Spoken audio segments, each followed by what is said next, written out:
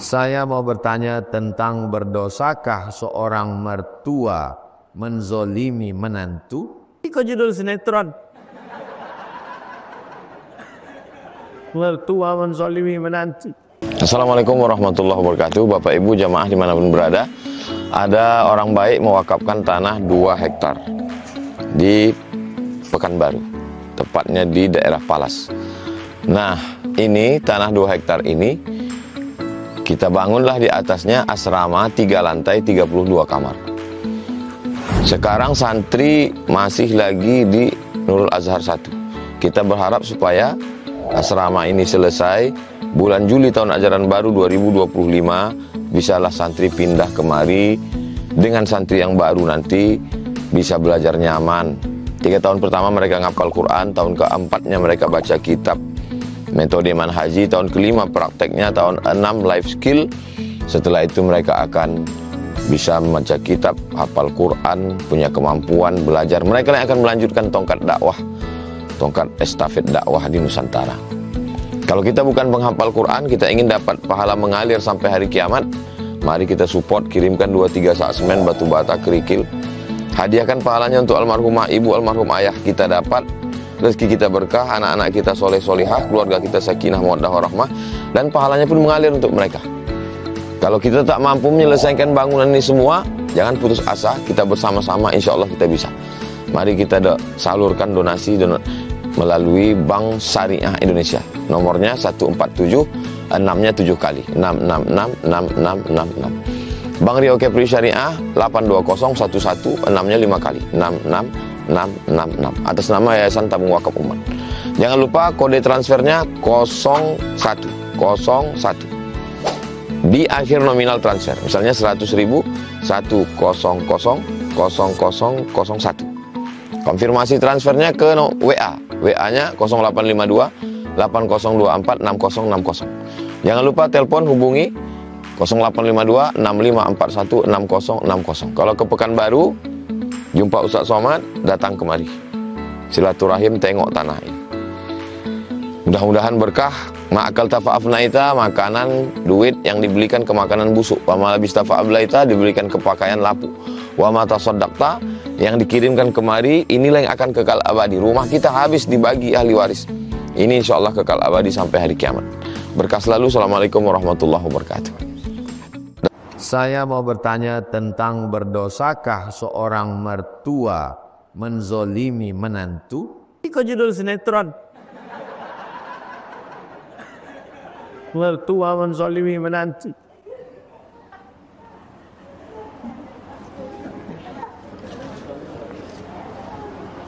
Ibu, kalau anak jantan ibu menikah sama perempuan, maka berarti ibu bersyukur, sebab anak ibu itu sudah ada yang memasakkannya, sudah ada mencucikan pakaiannya, sudah ada menjagakannya sembahyang tahajud, sembahyang subuh. Anak ibu sudah dirawat, maka ibu berterima kasihlah sama perempuan tadi. Terima kasih anak, ibu kau tidak lama lagi akan mati, maka kau jagalah anakku kau. Tapi si perempuan tadi juga mesti sadar diri bahwa suamimu ini tidak turun dari planet Mars. Dia pernah singgah di perut ibu kau 9 bulan 10 hari. Dia pernah menyusu ke ibu kau 2 tahun. Maka anaknya kau katakan, oh abang buah hati belayan jiwa, memang kau adalah suamiku, tapi engkau milik mertuaku. Ini mesti begitu. Kalau tidak, itulah judul sinetron tadi. Menantu dizolimi mertua.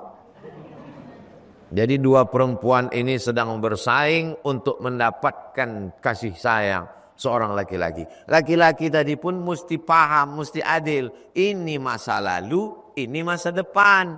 Omak kau masa lalu, budi baiknya udah awak makan, tak bisa awak balikkan.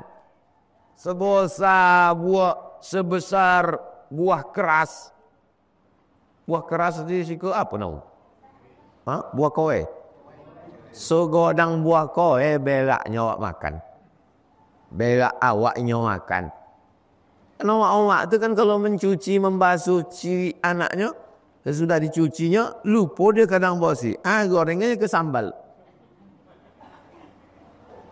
Bayangkan itu. Waktu pertamanya mengandung, muntah, tidak selera makan. Sesudah itu, ususnya tetokan, di awak menggodang di dalam. Sesudah itu, tulang belakangnya membungkuk, patah-patah tulangnya waktu awak lahir. Robek daging. Jadi omak awak kau masa lalu, bini kau masa depan, maka pandai-pandai. Makanya dalam Islam diajarkan innama huwa jannatuki wa naruki. Hai perempuan, suamimu itu bisa jadi surgamu, suamimu itu bisa jadi neraka. Tapi ibu, surga di bawah tapak kaki ibu. Kamu belum lagi dapat hadis surga di bawah tapak kaki bini, belum ada lagi. Tapi bini juga luar biasa. Kenapa? Karena kalau Allah ingin orang itu baik, dikirimkannya perempuan yang baik. Tu'inu ala imanihi. Perempuan inilah menolong iman suami. Jadi insya Allah suami tadi jadi baik. Karena omaknya baik. Karena bininya baik. Tiga-tiga masuk surga insya Allah. Amin. Banyak-banyak berzikir. Banyak-banyak faham. Hak dan kewajiban. Kau agak panjang sikit. Karena kertasnya 2 lembar.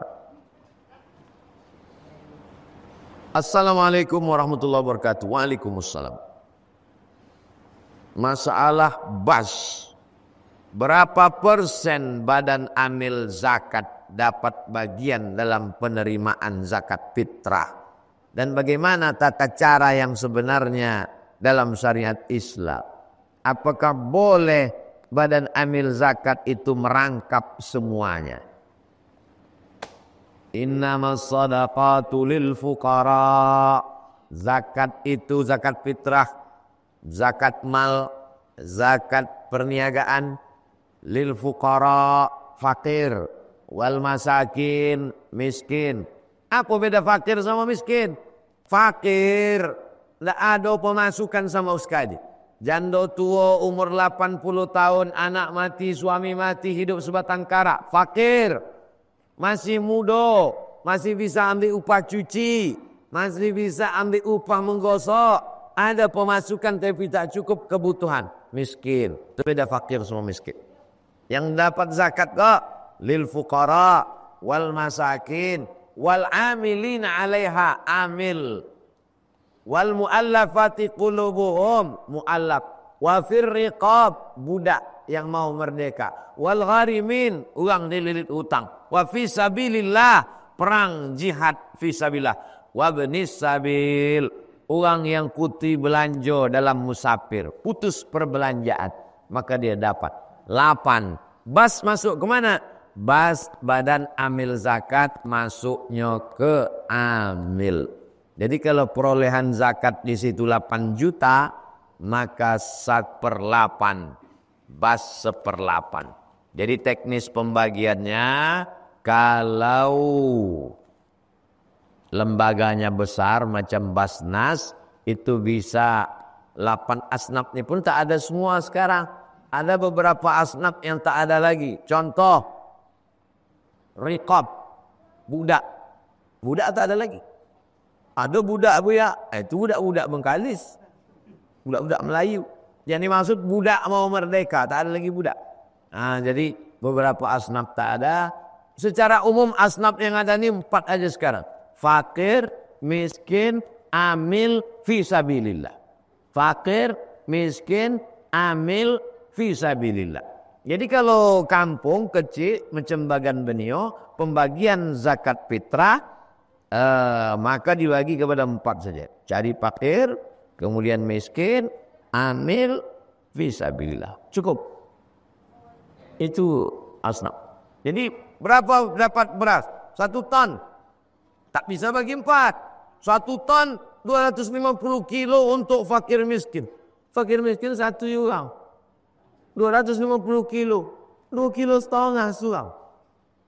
Sementara amil cuma 2 orang.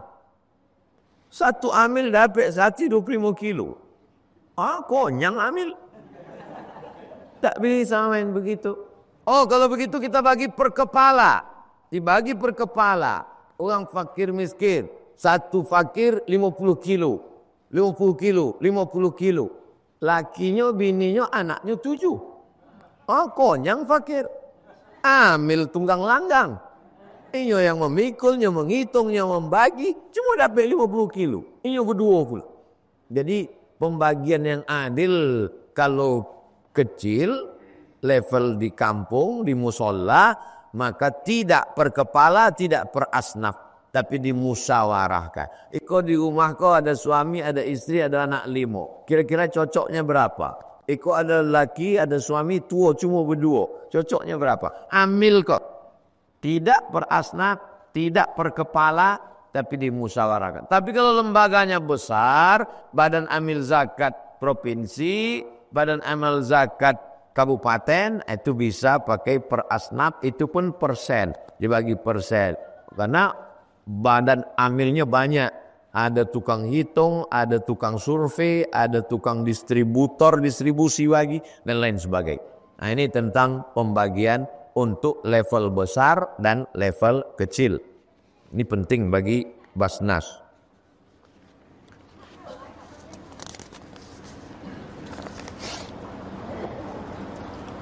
Takbir solat id berapa takbir? Apakah sama dengan Idul Adha? Idul Fitri sama Idul Adha sama. Takbir apa yang dimaksud? Takbir solat. Allahu Akbar, takbiratul ihram. Sesudah itu baru takbir 7. Sesudah itu baru takbir 5. Lalu kemudian khatib takbir lagi 9. Allahu Akbar, Allahu Akbar, Allahu Akbar. Allahu Akbar, Allahu Akbar, Allahu Akbar. Allahu Akbar, Allahu Akbar, Allahu Akbar kabira. Walhamdulillahi katsira. Wa subhanallahi bukratan wa asila. Sesudah itu takbir kedua. Allahu Akbar, Allahu Akbar, Allahu Akbar. Allahu Akbar, Allahu Akbar, Allahu Akbar. Allahu Akbar, Allahu Akbar kabira. Nah, jadi takbir imam dengan takbir khatib. Idul Fitri sesudah khatib naik ke atas mimbar, tidak ada takbir lagi. Nah, ini beberapa masjid kamu tengok termasuk Idul Fitri petang. Sesudah sembahyang Idul Fitri, zuhur tu takbir pula imam. Allahu Akbar, Allah. Makmum di belakang dah berbisik. Imam lupa. Kalau Idul Adha baru bertakbir 3 hari. Hari Tasyrik tanggal 1 boleh bertakbir, tanggal 2 boleh bertakbir, tanggal 3 boleh bertakbir. Asar terakhir tanggal 13 habis. Maghribnya sudah tak ada takbir lagi. Itu tentang takbir, solat, khutbah, dan pada waktu-waktu solat. Apa hukumnya? Baby baru lahir tak diazankan. Mengazankan anak baru lahir hukumnya sunat. Dalilnya Nabi mengazankan cucunya Sayyidina Al-Hasan, adiknya Sayyidina Al-Husain. Ke telinga sebelah kanan azan, telinga sebelah kiri iqamat. Anaknya laki-laki maupun perempuan sama. Telinga sebelah kanan azan, telinga sebelah kiri iqamat. Allahu Akbar, Allahu Akbar. Azan as-salah. Azannya macam azan salat. Dalilnya mana? Ada dalam kitab Sunan Tirmizi. Status hadisnya apa? Hadisun hasan, kata Imam Abu Isa ibni Saurah At-Tirmidzi. Jadi mengazankan anak itu sunnah, tidak wajib. Jadi anak-anak lajang, belajarlah kalian azan supaya bisa mengazankan anak itu. Bagi yang anaknya udah godang, jangan diazankan lagi. Jangan gara-gara mendongai kok balik dari siko, diazan lah anak. Anak itulah kelas 3 SMP. Hukumnya azan itu sunat. Kalau dia laki-laki, kalau perempuan tak iqamat. Laki-laki perempuan sama. Azan telinga kanan, iqamat telinga kiri. Laki-laki maupun perempuan. Masalah poligami, boleh kok.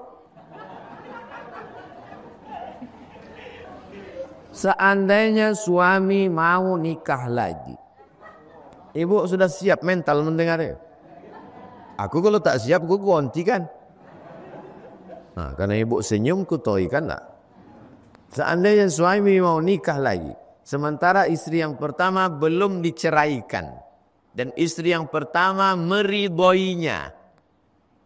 Pertanyaannya, apakah istri mendapatkan pahala? Pahala yang paling besar adalah ridho suami nikah lagi.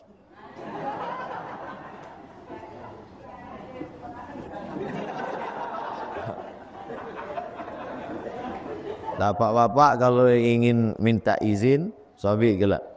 Adinda mau masuk surga cepat. Mau bang? Izinkan abang berbini lagi. Mai. Kalau perempuan tak sanggup, maka Islam tidak zalim. Islam pun tidak agama aniayo.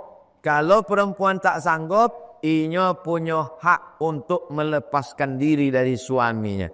Aku tak sanggup lagi bang. Banyak kojo lain nak masuk surga kok. Bisa tahajud, bisa baca yasin. Tapi kalau menengok kau berdua dengannya, aku tak sanggup. Maka perempuan punya hak namanya khuluk. Khuluk tu melepaskan diri. Karena dia tak sanggup, tak tahan dia. Tapi kalau dia tahan, bisa dia teruskan. Kita doakan mudah-mudahan ibu tahan insyaAllah. Ibu yang bertanya kok. Aku tahu, ibu kok tak tahu. Angek kok. Hampir terbakar telokong kau lagi. Jadi begitu ibu, Islam kau bukan agama yang zalim maniayo, perempuan mesti taat sampai mati. Tak. Kalau sanggup, tahankan. Kalau tak sanggup, punya hak apa namanya? Khuluk. Khuluk melepaskan diri karena dia tak tahan, tak sanggup. Pak Ustadz, apa iya kalau wanita tak boleh berzikir dengan mengeluarkan suara yang keras? Perempuan tidak boleh bersuara kuat. La takhda'na bil qaul. Janganlah bersuara mendayu-dayu, mendesah-desah. La takhda'na bil qaul. Tak boleh perempuan bersuara kuat, mendayu-dayu, mendesah-desah. Yatma'al ladzi fi qalbihi marad. Karena ada laki-laki yang dalam hatinya penyakit. Kalau didengarnya suara perempuan itu mendayu-dayu, maka dia menjadi gatal. Itu bunyi ayatnya. La, jangan bersuara perempuan. La takhda'na bil qaul. Sekarang ada ibu-ibu di bagan benio mengayun anak orang baru lahir. Ada itu di bagan benio kalau anak baru lahir ada acara baca marhaban. Sallallahu ala Muhammad sallallahu alaihi wasallam. Biasanya yang membaca itu laki-laki atau perempuan? Perempuan. Tiba-tiba ada orang yang di luar tu, Bu, tolong suaranya, saya bernafsu dengan suara ibu gitu. Kalau ada jantan di bagan benio ko bernafsu mendengar suara ibu baca marhaban, tolong Pak Kadus ikik dia kami bawa balik. Kami tenggelamkan di tengah danau. Ada ibu-ibu membaca berzanji. Al jannatu wa na'imuha sa'adun liman yusalli wa yusallim wa yubarik alaihi. Tiba-tiba ada satu laki-laki, mohon maaf bu, saya bernafsu dengar suara ibu gitu. Yang tak boleh itu bersuara mendayu-dayu, mendesah-desah. Maka kalau ada orang menelpon salah masuk ke telepon ibu, jawab dengan apa adanya. Assalamualaikum. Waalaikumsalam. Ini di mana? Bagan benio. Jadi jangan awak jawab di mana? Bagan benio. Nah itulah membuatnya bernafsu tu. Kalau ada ibu-ibu mengucapkan nama Allah, Subhanallah, walhamdulillah. Anu ada orang bernafsu mendong zikir. Ada orang bernafsu mendong zikir. Kalau ada orang bernafsu mendong zikir tu hantu. Setan. Saya ini baru menikah. Alhamdulillah. Minta doa Pak Ustaz supaya diberi keturunan yang soleh dan solehah. Banyak-banyak makan kacang-kacang. Kacang hijau, kacang buncis, kacang panjang. Sesudah itu berdoa kepada Allah Ta'ala. Doa Nabi Ibrahim. Rabbi habli minas solihin. Doa Nabi Zakaria. Rabbi habli min labana hablana min ladunka zurriyatan thayyibah. Aku tak bisa berdoa pakai bahasa Arab, pakai bahasa kampung. Ya Allah, aku dah berbini, berilah aku anak yang soleh, yang lucu. Kalau bisa ganteng, jangan bentuk aku. Tak Allah. Aku sampai, Bu, Pak, walaupun aku sekolah di Arab, sekolah di Mesir 4 tahun, di Maroko 2 tahun, di Sudan. Tapi sampai kini kalau aku berdoa pakai cakap kampung. Ya Allah, aku hendak pergi ke bagan benio, jangan sampai ban pocah, jangan sampai sampan karam, jangan sampai kami tak makan. Malam tadi keluar ikan tongan godang. Aku pakai bahasa kampung sampai kini. Jadi awak berdoa pakai bahasa awak. Cuma di awal pembukaan tu pakai ompek. A'udzubillahiminasyaitonirrajim. Bismillahirrahmanirrahim. Alhamdulillahirabbil alamin. Wassalatu wassalamu ala asyrafil anbiya'i wal mursalin. A'udzubillah, bismillah, alhamdulillah, selawat. Habis itu pakai bahasa kampung awak. Ya Allah, banyakkanlah ikan sope, ikan toman, ikan tah, ikan apa. Jangan sampai datang ke kampung kami ni ikan hiu, ikan paus. Habis ikan awak dimakannya. Minta Allah Ta'ala. Berdoa itu jangan terlalu khusus. Aku hendak membeli tanah luasnya 20 km kali 2 di samping halaman sepak bola. Ogonya tolong turunkan dari 50 juta jadi 40. Jangan terlalu khusus. Jangan pula terlalu umum. Boleh tak awak berdoa menyebut nama? Boleh. Nabi berdoa menyebut nama. Allahumma a'izzal Islam bi Umarain. Ya Allah, kuatkan Islam kau dengan 2 Umar. Umar bin Khattab dengan Umar bin Hisham. Ada 2 Umar di Mekah itu yang gagah perkasa. Satu namanya Umar bin Khattab, satu namanya Umar bin Hisham. Kalau kesobi Umar bin Hisham banyak orang tak tahu. Umar bin Hisham itu Abu Jahal. Abu Jahal, itulah Umar bin Hisham. Ya Allah, kuatkan Islam kau dengan 2 orang Umar kau. Kalau tak Abu Umar bin Khattab, Umar bin Hisham tu masukkan Islam. Masuk Islam Umar bin Khattab. Umar bin Hisham masuk neraka. Nanti kafir. Gitu juga kalau awak suka. Ya Allah, aku jatuh cinta kepada 2 orang perempuan, Khadijah dengan Aisyah. Kalau bisa, jadikan dua-duanya. Ya, alhamdulillah. Aku memancing-mancing anak muda aku aja. Cuma kadang yang awak pancing anak muda, yang tua pula terpancing. Dia tak tahu bini dia mengintip dari tadi. Sudah Pak Ustaz, udahlah Pak Ustaz, tak tahan kami lagi Ustaz. Itulah kaji awak subuh kok. Jadi kalau ditanya orang, apa kaji Ustaz Somad subuh di bagian beniau? Yang diingat tu zikir, bukan berbini 2 kok. Ikut orang kau memancing-mancing bertanya-tanya. Enggak ibu yang dimuliakan Allah Subhanahu wa taala. Mudah-mudahan awak mati dalam keadaan la ilaha. Adalah orang naik pesawat. Orang naik pesawat kok ateis. Agama, keyakinan. Kata dia tak ada Tuhan tu. Tak ada Tuhan. Mana Tuhan? Mana kata dia. Naik pesawat lahnya. Yang sebelah kok percaya pada Tuhan. Yang sebelah kok tak percaya pada Tuhan.